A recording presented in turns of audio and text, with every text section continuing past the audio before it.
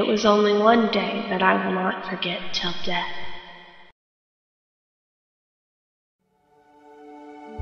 STARS was not only one team, but two, Bravo and Alpha.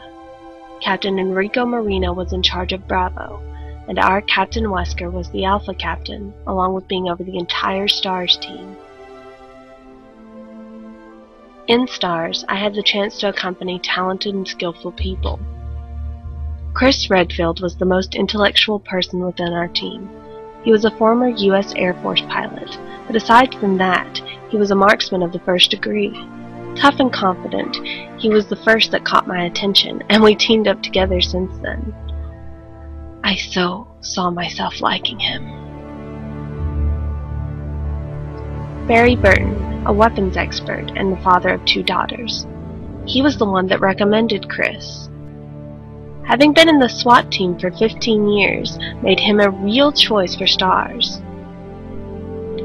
We also had Joseph Frost, a vehicles expert known for his curiosity.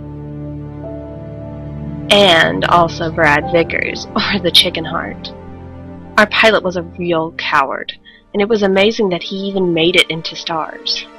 Though he's a good pilot, he was still not much for STARS, even with his computer skills. Finally, the captain, Albert Wesker.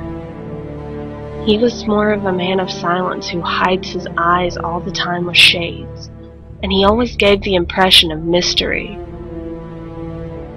We also had a good friendship with the Bravos. Forrest Speyer, who was really Chris's friend.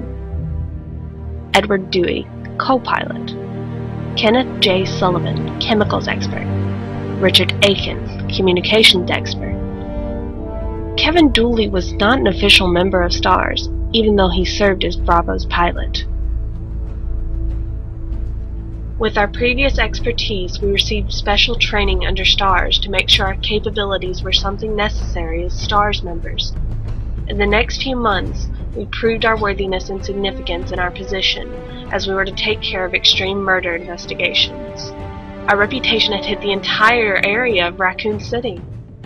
But only months after our operational start, in May of 1998, the bizarre murders started to occur in the forest of the city near the Arcalay Mountains. The police ran a great deal of this investigation, but the victims were multiplying and the general public was quite afraid of this.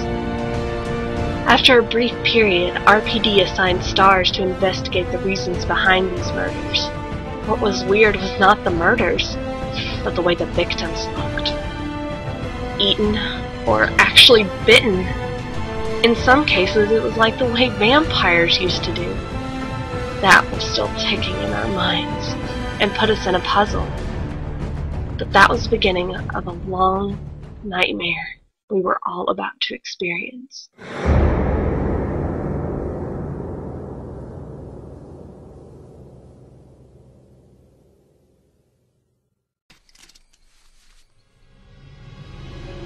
Our hearts began to throb.